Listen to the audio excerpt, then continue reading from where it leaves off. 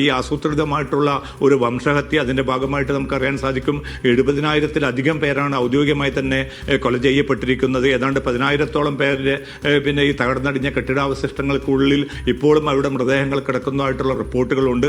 അപ്പോൾ ഇത്രയും വലിയ 80,000-ത്തിലധികം പേരെ കൊല ചെയ്യാൻ കൂട്ടുനിന്നതിൽ അത് കേവലമായിട്ടുള്ള ഇസ്രായേൽ സേന മാത്രമല്ല, അവർക്ക് സാങ്കേതികവും അതോടൊപ്പം തന്നെ മറ്റ് നിലയ്ക്കുള്ള സോഫ്റ്റ്വെയർ സംവിധാനങ്ങൾ ഒരുക്കി കൊടുക്കുകയും അങ്ങനെ ഈ കൊലക്ക് ആസൂത്രിതമായിട്ടുള്ള ഒരു കൂട്ടുപങ്കാളിത്തം വഹിച്ചു എന്ന ഏറ്റവും ഗുരുതരമായിട്ടുള്ള ഒരു ആരോപണമാണ് മൈക്രോസോഫ്റ്റിനെതിരെ ഉയർന്നിരിക്കുന്നത്. അതുമായി ബന്ധപ്പെട്ട രേഖകളും തെളിവുകളും മുൻനിർത്തിക്കൊണ്ടാണ് ഏതാണ്ട് 24-ലധികം വരുന്ന അന്താരാഷ്ട്ര മനുഷ്യാവകാശ സംഘടനകൾ ഒരുമിച്ച് നിന്നുകൊണ്ട് തന്നെ ഈ ഫൈറ്റ് മുന്നോട്ട് കൊണ്ടുപോകാൻ തീരുമാനിച്ചിരിക്കുന്നത്. അപ്പോൾ ഇതിൻ്റെ ആദ്യ പടി എന്ന നിലയ്ക്കാണ് ഇപ്പോൾ മൈക്രോസോഫ്റ്റിന് നോട്ടീസ് കൈമാറിയിരിക്കുന്നത്. ആ നോട്ടീസിൽ വളരെ കൃത്യമായി തന്നെ മൈക്രോസോഫ്റ്റ് നടത്തിയിരിക്കുന്ന ഇടപെടൽ ഈ ആസൂത്രിതമായിട്ടുള്ള വംശഹത്യയിൽ അവരുടെ പങ്കാളിത്തം, അവർ ഇസ്രായേൽ സൈന്യവുമായി നടത്തിയിരിക്കുന്ന ഇടപാടുകളുടെ പിന്നെ അതിൻ്റെ വ്യാപ്തി, ഇതൊക്കെ തന്നെയും ഈ നോട്ടീസിൽ വ്യക്തമാക്കിയിട്ടുണ്ട്.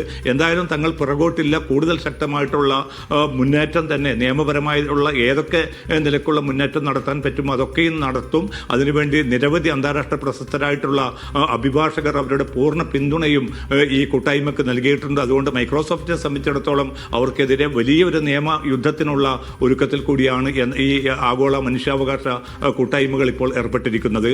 അജി, അപ്പോൾ തന്നെ അവസാനമായ ഒരു ചോദ്യം കൂടെ MCA. നമുക്കറിയാം ഗസയുടെ പുനർനിർമ്മാണം അത് വലിയൊരു ചോദ്യമാണ്, എപ്പോൾ എങ്ങനെ എന്നുള്ളത്. അതിലിപ്പോഴും ഒരു മധ്യസ്ഥത വഹിച്ച ട്രംപിൻ്റെ പ്ലാൻ അനുസരിച്ചുള്ള ഒരു പദ്ധതിയും, അതായത് പുനർനിർമ്മാണത്തിനുള്ള പദ്ധതികളൊക്കെ എങ്ങനെ നടക്കുമെന്നുള്ള ഒരു ആശങ്ക ഇപ്പോഴുമുണ്ട്. അപ്പോൾ ഈ ഫലസ്തീൻ്റെ പുനർനിർമ്മാണത്തിനായി ലോകരാഷ്ട്രങ്ങളുടെ അല്ലെങ്കിൽ സംഘടനകളുടെ പിന്തുണ തേടുന്നുണ്ട് അവിടെയുള്ള ആളുകൾ. അപ്പോൾ അതുമായി ബന്ധപ്പെട്ട് ഏതെങ്കിലും തരത്തിലുള്ള ഒരു വിലയിരുത്തലുകൾ അല്ലെങ്കിൽ ഏതെങ്കിലും പ്ലാനുകൾ, പദ്ധതികൾ വരുന്നുണ്ടോ?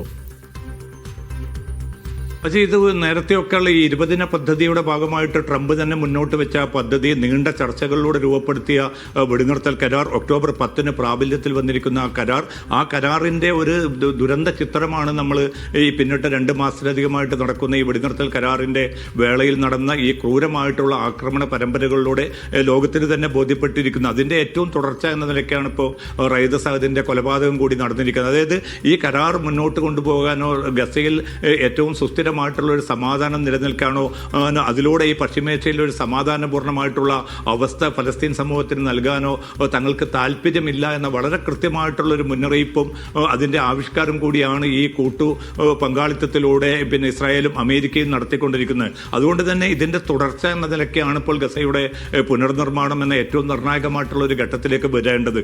അതിന് 2ാം ഘട്ടത്തിൽ ഏറ്റവും പ്രധാനമായിട്ട് പറഞ്ഞിരിക്കുന്നത് യുദ്ധാനന്തര ഗസയിൽ ഒരു പിന്നെ ബദൽ ഇടക്കാല സർക്കാർ രൂപവൽക്കരിക്കണമെന്നാണ്. ആ സർക്കാർ രൂപവൽക്കരണം ഇതുവരെ ഉണ്ടായിട്ടില്ല. അതിലേക്ക് ടോണി ബ്ലെയറേയും മറ്റും കൊണ്ടുവരാനുള്ള ഒരു നീക്കമുണ്ടായിരുന്നു, അതും പരാജയപ്പെട്ടിരിക്കുകയാണ്. പക്ഷേ ഏറ്റവും ഫലസ്തീനികളുടേതായിട്ടുള്ള ഒരു സർക്കാർ രൂപവൽക്കരണം വരണം, അതോടൊപ്പം തന്നെ അന്താരാഷ്ട്ര സേനയുടെ വിന്യാസം നടക്കണം. അങ്ങനെ നിർണായകമായിട്ടുള്ള ഘട്ടങ്ങൾക്ക് പിന്നാലെ മാത്രമേ ഈ പിന്നെ പുനർനിർമ്മാണം എന്ന മറ്റ് ഏറ്റവും സുപ്രധാനമായിട്ടുള്ള ഘട്ടത്തിലേക്ക് കടക്കൂ. പക്ഷേ അതിന് എത്ര കണ്ട് പിന്നെ ഇസ്രായേൽ തയ്യാറാകും, അല്ലെങ്കിൽ ഇസ്രായേലിന് അത്ര കണ്ട് ഇതിനെ പ്രേരിപ്പിക്കാൻ അമേരിക്കൻ നേതൃത്വം തയ്യാറാകുമെന്ന ചോദ്യമാണ് ഈ ഘട്ടത്തിലും ബാക്കിയുള്ളത്.